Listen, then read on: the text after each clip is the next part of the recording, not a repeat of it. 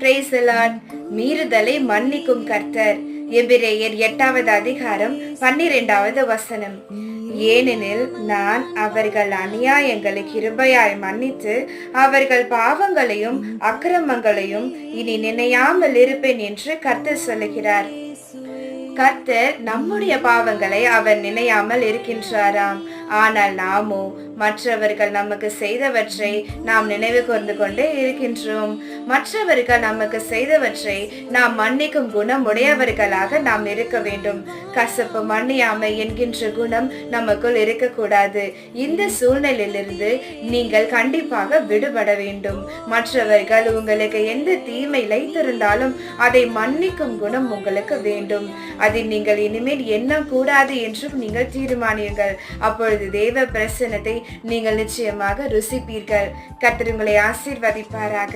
ஆமென்.